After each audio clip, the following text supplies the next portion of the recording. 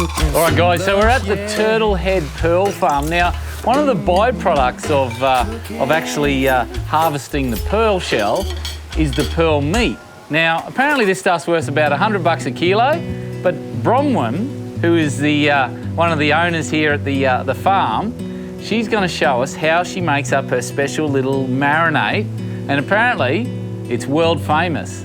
Am I getting a bit exaggerated there, Bronwyn? Maybe a bit exaggerated. Oh, okay. Well, here's the ingredients. Rusty told me it was world famous. He said he's a bit, you know, biased. Yeah. All right.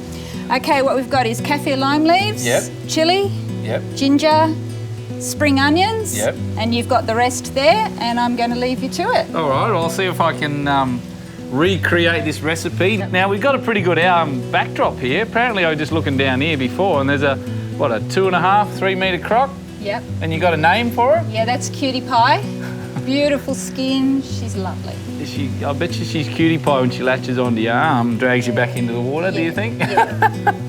We'll keep away from her. Well, I'll get cracking and see what I can come up with. All right, have fun. So what we've got to do is it's a marinade, and we've got to sort of mash them up a little bit because we want to get the flavours to come out of it. And I'm going to throw a twist in. Now, Bronwyn's probably not going to like this, but I found some lemongrass leaves down here at the back there, and I thought, I reckon I could chuck them in. And this is probably not how Bronwyn does it. She's probably having kittens right now. I've mashed them up, and then I'm going to put them in there. So that'll release the flavours out of those herbs.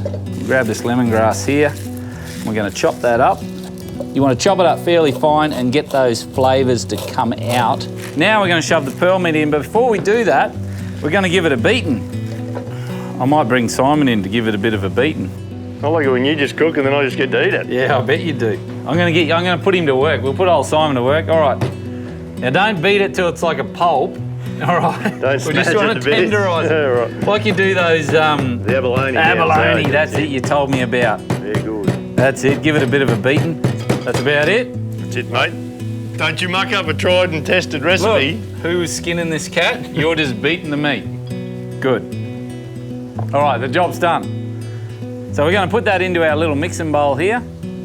So whack that in. Now this is where you get your hands dirty. So we've got some sesame oil here, and we're going to sprinkle that in. And then we're going to put some dark soy in. Now it's quite rich, this stuff, so normally you can use sweet soy or even sweet chili.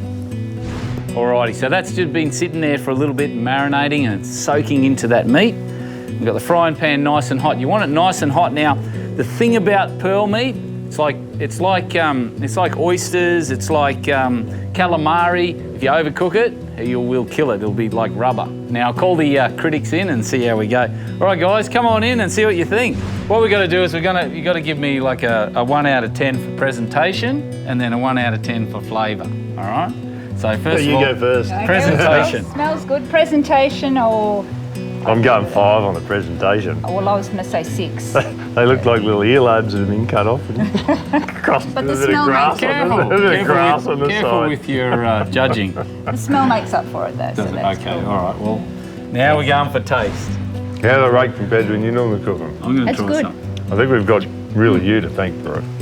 It tastes really good. You did a good job. It was a good recipe. Thanks, Bronwyn. They're edible. They're nice. Well, there you go, folks. You're on your 5th. So if you're ever in the area and you want to buy yourself some big lustrous pearls, come and see Bronwyn and Rusty, and I'm sure they'll hook you up with some awesome looking jewellery.